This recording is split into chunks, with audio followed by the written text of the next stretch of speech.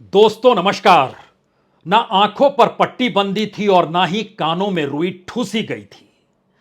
दिल्ली की आंखें पूरी तरीके से खुली हुई थी। हर जानकारी उस तक पहुंच रही थी और पल पल की जानकारी, वो हिंसा का तांडव हो, आगजनी हो, लूटपाट हो, मौत का सिलसिला हो, हर जानकारी पहुंच रही थी।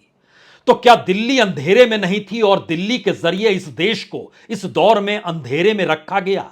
तो क्या सुप्रीम कोर्ट के सामने यह पूरी फाइल खुल जाएगी, जहां पर इस बात का जिक्र होगा कि बकायदा मणिपुर के मुख्यमंत्री इस दौर में 2 बार दिल्ली आए, प्रधानमंत्री से उन्होंने मुलाकात की, गृहमंत्री के सामने समूची रिपोर्ट का कच्चा चिट्ठा रखा और गृहमंत्री ने सारी परिस्थिति को जांचते परखते हुए सेना को भी अलर्ट किया और यह भी कहा कि जिस स्थिति में राज्य सरकार ना संभाल पाए, वहां पर ज्वाइंट मॉनिटरिंग कमेटी तक बन जाए। हेलीकॉप्टर आसमान में घूम रहे थे, यूएवी के जरिए निगरानी रखी जा रही थी। तो फिर अंधेरे में कौन था? और पल पल की जानकारी जब चल रही थी और हर रिपोर्ट दिल्ली के पास आ रही थी, तो क्या यह सब कुछ दिखावा था, जहां पर प्रधानमंत्री बिफर पड़ते हैं, किसी को बख्शा नहीं जाएगा?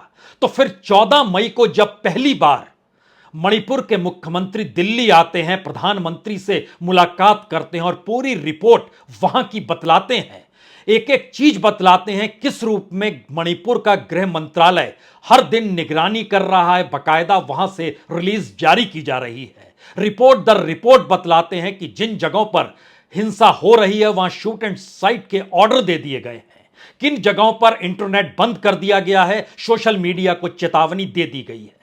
सारी जानकारी तो दिल्ली पहुंच रही थी और कितनी बड़ी तादाद में मौत हो गई है। और यह सिलसिला सिर्फ 14 मई का नहीं है। उसके बाद 25 जून को दोबारा मणिपुर के मुख्यमंत्री दिल्ली पहुंचते हैं और एक बार फिर पूरी रिपोर्ट गृह मंत्रालय यानी गृह मंत्री अमित शाह को देते हैं। सब कुछ तो दिल्ली की जानकारी में था और सारी जानकारी होने के बावजूद भी क्या मणिपुर की तरफ से आंखें इसलिए बंद की गई कि अपनी डबल इंजन की सरकार है, जिसकी गुहार बरस भर पहले खुद प्रधानमंत्री इंफाल पहुंचकर लगाकर आए थे और जनता ने साथ दिया?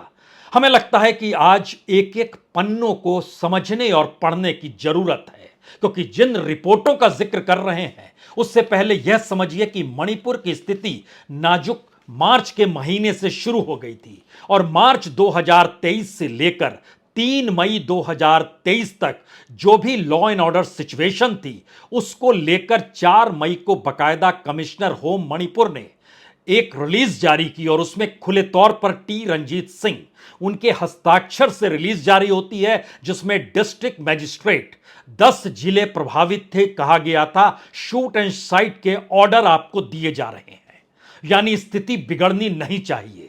बावजूद इसके जो कुछ 4 तारीख को हुआ, उस दिशा में इस खबर को कौन डिनाई कर सकता है कि पुलिस की मौजूदगी थी। जिन महिलाओं के साथ जो कुछ हुआ, नग्नावस्था में जो कुछ किया गया, लेकिन पुलिस ने खामोशी क्यों बरती, बावजूद इसके कि गृह मंत्रालय कह रहा है? तो फिर वहां पर किसकी सरकार चल रही थी? कौन सी परिस्थिति में रिपोर्ट दिल्ली आ रही थी और दिल्ली सक्रिय क्यों नहीं हो रही थी? क्योंकि उसके बाद 7 मई को वहां पर कमिश्नर होम एस ज्ञान प्रकाश के जरिए सोशल मीडिया को लेकर एक और रिलीज और ऑफिशियल रिलीज जो इमीडिएट इफेक्ट के साथ जारी की जाती है, उसमें बताया जाता है कि जो इमेज दी जा रही है हेट स्पीच है, हेट वीडियो है, जो मैसेजेस हैं, और उसको एंटी नेशनल और एंटी सोशल एलिमेंट्स के साथ जोड़कर उसको तुरंत सस्पेंड किया जाता है कि अब इस पर रोक जरूरी है।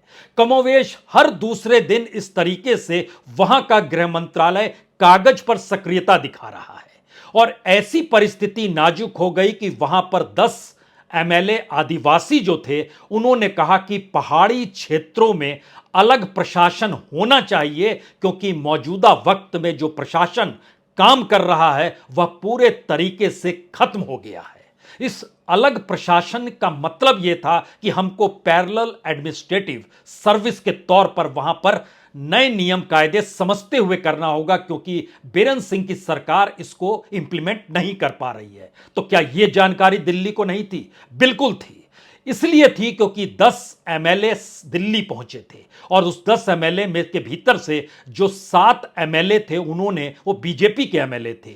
2 एमएलए जो थे ये कुकी पीपुल्स अलायंस के एमएलए थे और एक इंडिपेंडेंट था। इन 10 एमएलए ने सीएम बीरेंद्र सिंह को साफ तौर पर कह दिया कि आपके जरिए स्थिति नहीं, बकायदा पहाड़ी क्षेत्रों में जो ट्राइबल का इलाका है उसमें हमको अलग तरीके से वहां पर प्रशासन चाहिए, होना चाहिए।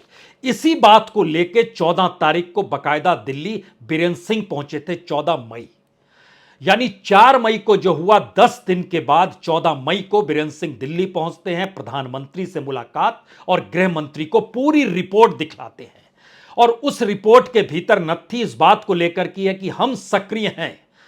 तो दिल्ली में बैठे गृह मंत्री उन्हें निर्देश देते हैं कि किसी भी हालत में वहां पर कुछ गलत नहीं होना चाहिए, आप कार्रवाई कीजिए। तो वह शूट एंड साइट का वह रिलीज भी दिखला देते हैं कि देखिए हमने 4 तारीख को ही जारी कर दिया है और बाकायदा कमिश्नर होम ने इसको जारी किया है, गवर्नर की सहमति है। यह सारी बातों का जिक्र उस रिपोर्ट के भीतर है।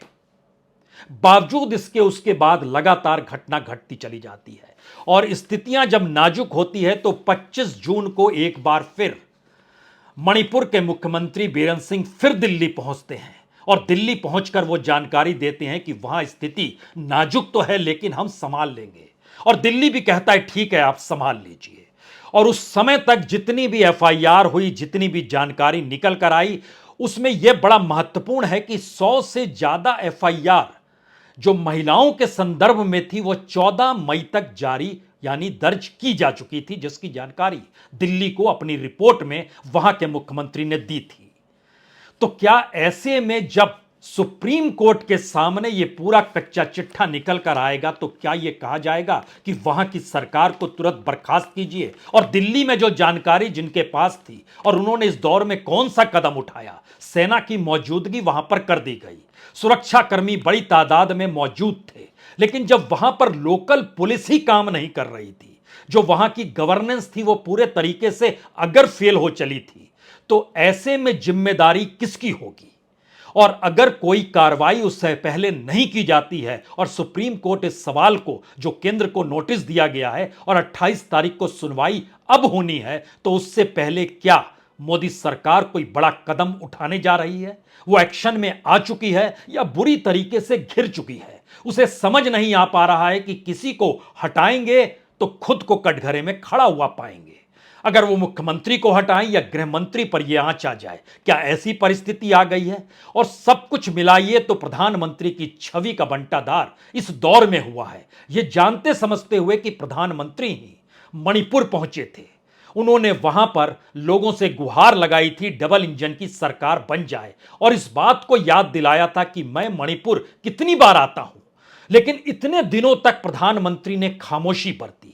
उन्होंने जिक्र किया था कि जब हमारी सरकार यहां बन जाएगी तो यहां पर कभी हिंसा होगी नहीं, कोई बैरिकेड लगेगा नहीं, जो पहले होता था अब कुछ भी नहीं होगा।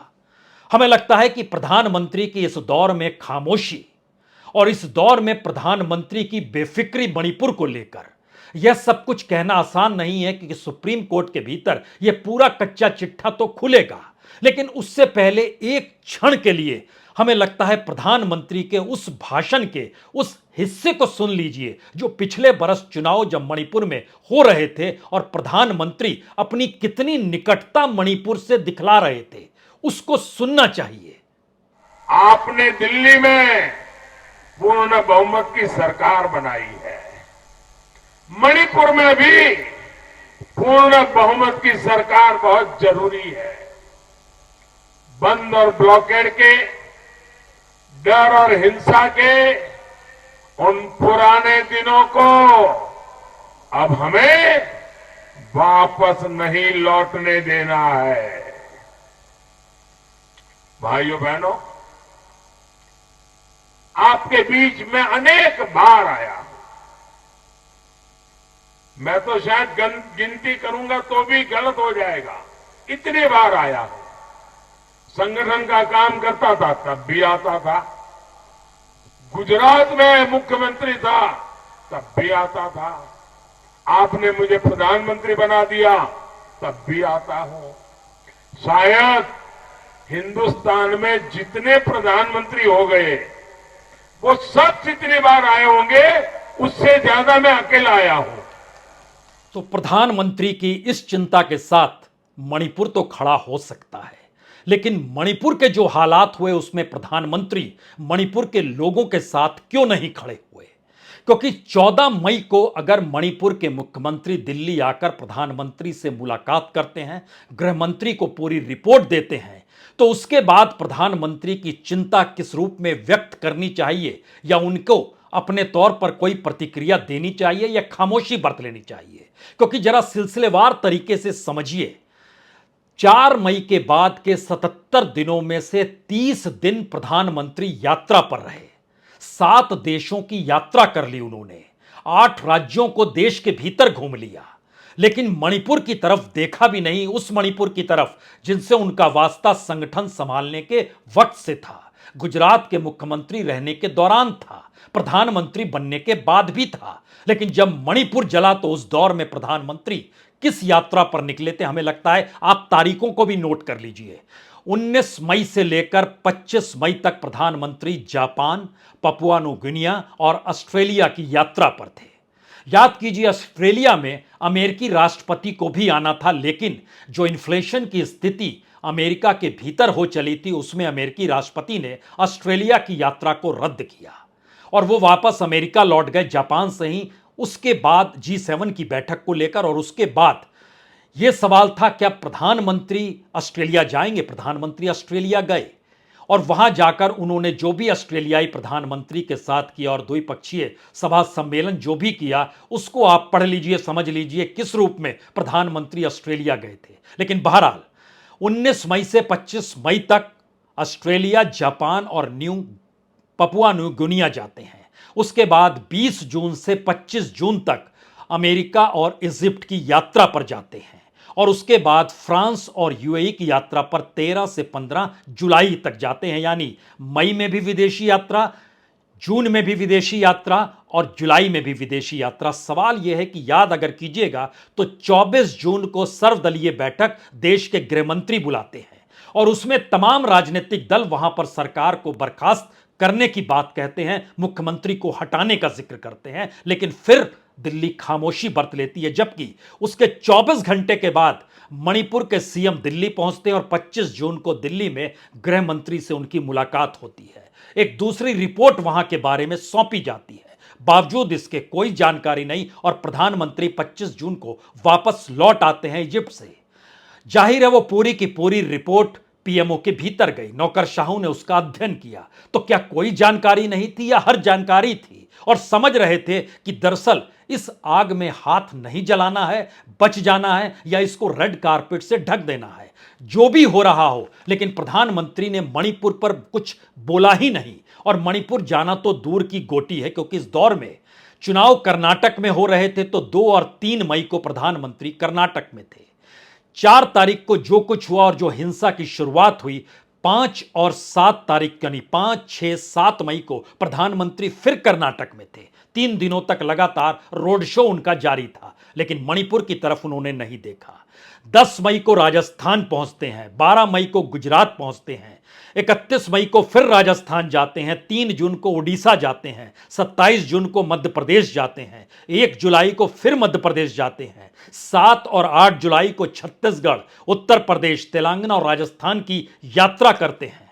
यानी 1 महीना इस दौर में वो यात्रा करते रहे, 8 राज्यों को लांग लिया, दुनिया के भीतर में 7 देशों के साथ वह जुड़ गए, लेकिन मणिपुर की तरफ नहीं देखा गया। हर जानकारी पीएमओ के भीतर थी, जो गृह मंत्रालय का काम है रिपोर्ट को भेजना, और गृह मंत्रालय के पास पूरी रिपोर्ट हर चीज की जानकारी थी।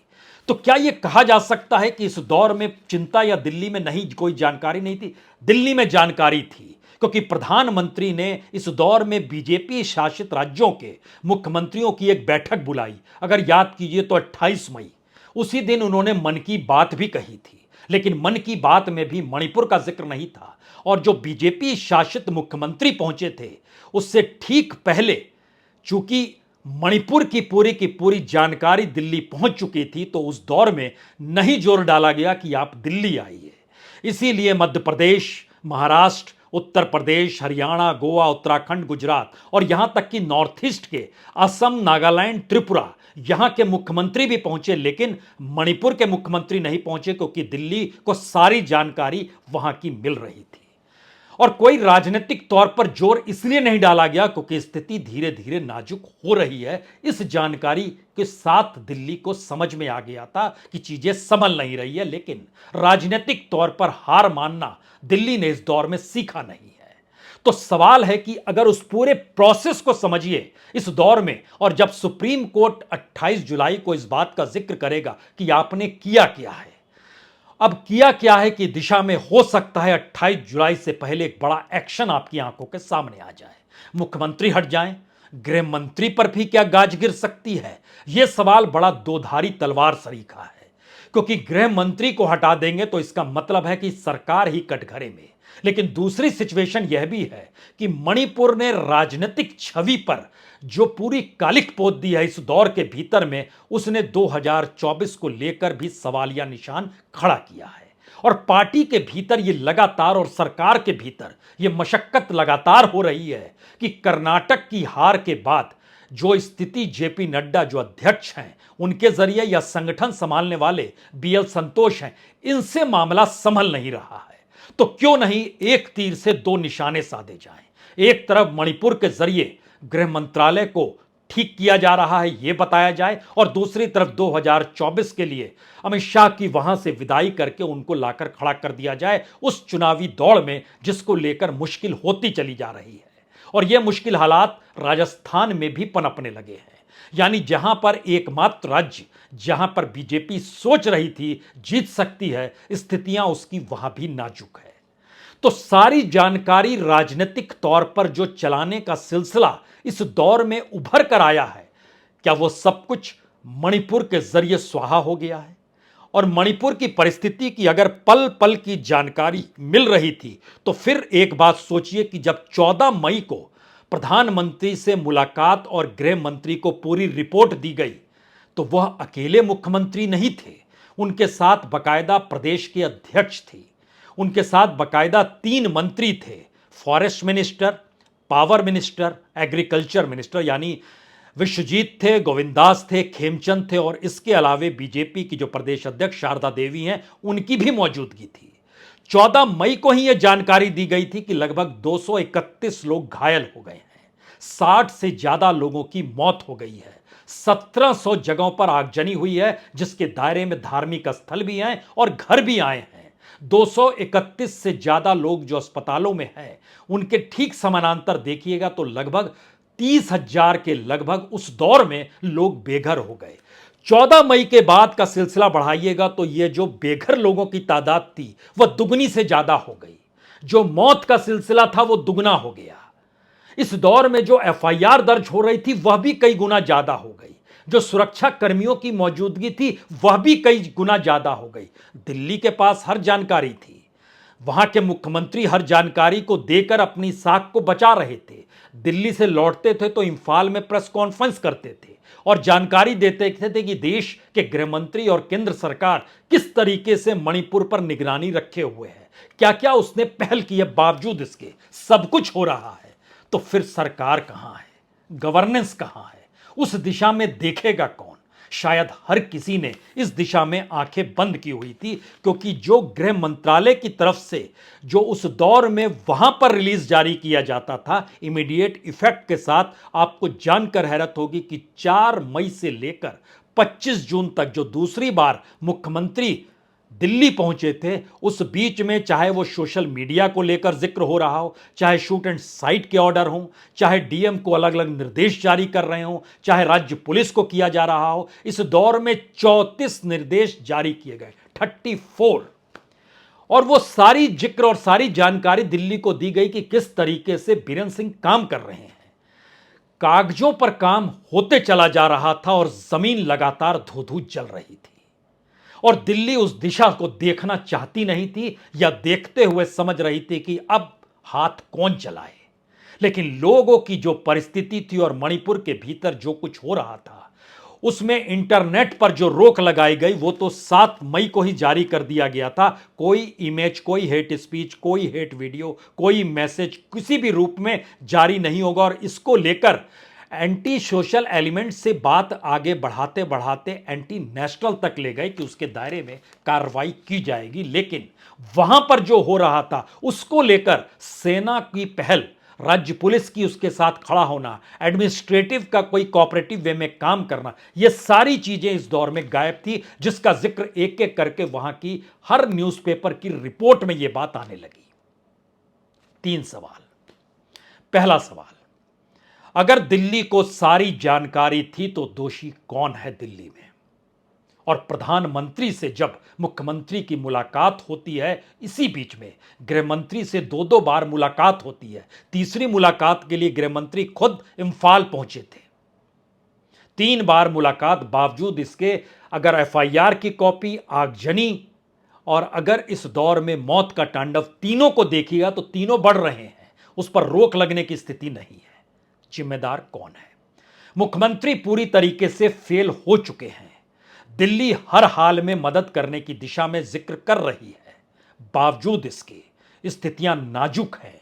तो क्या दिल्ली भी संभाल पाने की स्थिति में अब कुछ भी नहीं बच पा रहा है उसके सामने? वो डबल इंजन की सरकार ही क्यों ना हो, क्या ऐसी स्थिति आ गई है?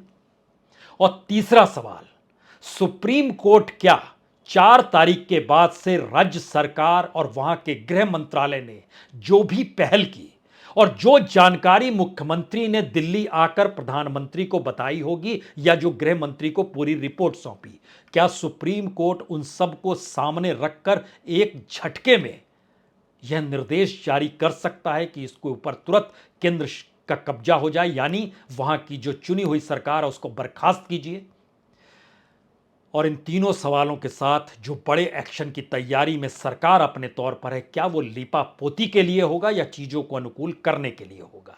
सवाल एक साथ कई निकल कर आ रहे हैं। लेकिन यह ना कहिएगा कि दिल्ली को अंधेरे में किसी ने रखा। दिल्ली ने इस देश को अंधेरे में रखा। यह सच तब उभर कर आया जब प्रधानमंत्री का गुस्सा इस तरीके से उभरा जैसे लगा वो पूरे देश की चिंता कर रहे हैं और पूरे देश में आग लगी हुई है। राज्य को जिक्र करते हुए अलग अलग राज्यों की कतारों में ही मणिपुर की स्थिति को भी लाकर उन्होंने रख दिया। यह राजनीति है, यह असंवेदनशीलता है, यह अमानवीयता है, या इस दौर में सत्ता की ठसक है?